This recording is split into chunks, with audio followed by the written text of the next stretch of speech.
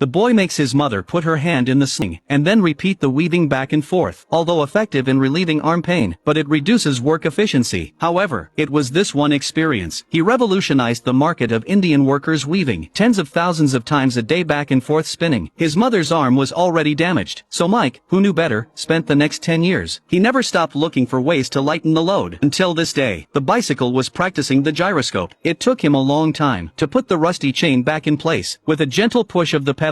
Finally, he looked at the spinning tires and suddenly had an idea. After a few days of day and night research, he used 2 wheels and a few broken boards. He made a prototype of a hand loom. 2 friends came into the warehouse and mocked it. "This is the most ridiculous invention they've ever seen." The neighbors laughed at his whimsical ideas. Even his parents urged him to do something grown-up, like finding a nice woman, get married and start a family, a wife who could take over the trade, to help his mother make money from the cloth. The sweetness of his marriage made Mike forget about the loom, until one day when he was fetching water, his wife's arm went limp. Mike realized that his wife was going to suffer the same fate as his mother, so he started the loom all over again. He didn't want his wife to make the same mistake, but this time, he had someone to support him. A few months later, the humble loom was finally complete. Mike confidently called out to his family and friends to witness this great moment. He turned on the power, and the loom really started to work, but not for a few seconds. The electric shock exploded. This loud bang shattered his heart and blood, and pushed his life into the abyss. But his dream didn't end there. He bought the motor from a loan shark. He thought that with the cloth supporting machine, I would be able to pay off my debt quickly. But now he's being threatened by his creditors to sell his house to pay off the debt, dragging his family into debt. His father scorned him as a loser, and his mother was more disappointed than ever. That night Mike left home, without looking back. He walked to the shore, while he tied his hands and feet with twine, while recalling his parents' rebukes. The pain and despair took away his courage to face life. He planned to die like this, until the early morning. He came home in the morning, exhausted. He confessed that he shouldn't have left his family. He cleaned up his own mess. His wife cried all night. Not only did she not blame him, she silently gave him her dowry and jewelry to pay off his debts, and told him not to give up. The next day, they said goodbye to their parents and moved to the city. On the one hand, they could get rid of their acquaintances. On the other hand, he could earn money by driving a motorcycle to save money. But he's got an honest face. He doesn't look like a businessman at all. Whenever he's bargained with, he doesn't know how to bargain. Often, he can't even earn back the gas money for one trip. When he met a drunkard in the middle of the night, he didn't dare say anything. He can only accept his own bad luck. He couldn't earn any money, so he went out to sell flowers in the streets. Even the passers-by couldn't stand it. They told him he had to shout. He learned by ear, but he couldn't keep his mouth shut, so he became a truck driver. He just collected money every day. He didn't have to deal with people anymore, but he got caught for overloading again.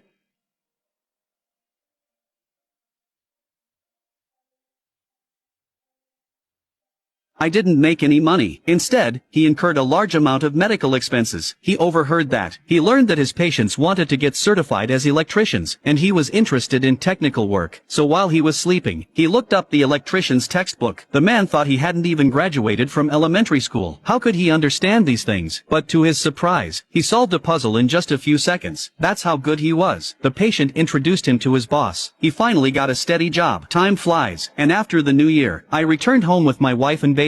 The parents were overjoyed. This was the son they wanted. But Mike only had eyes for the half-finished loom, and when they found out he wanted to try it again, Father was furious. He brought gasoline, and though he tried his best to stop him, he couldn't stop the machine from burning.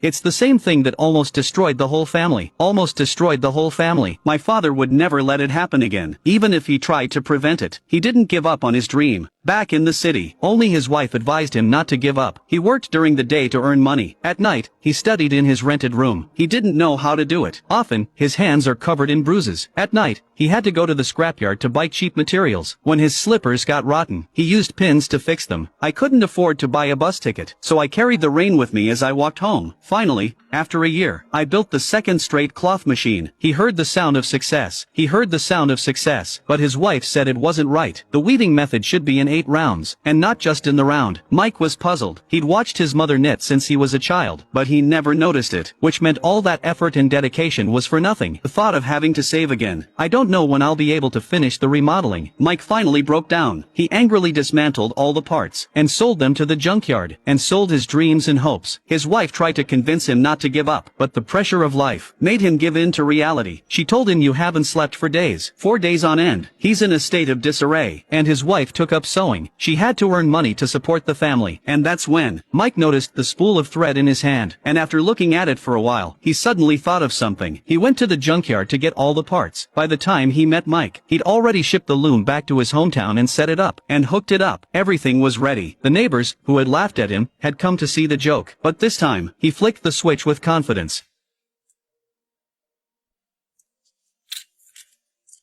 and found endless ridicule. But he didn't get mad. He was very calm, and found the cause of the problem. He quickly dismantled the engine. Just a little problem with an old circuit. Soon solved.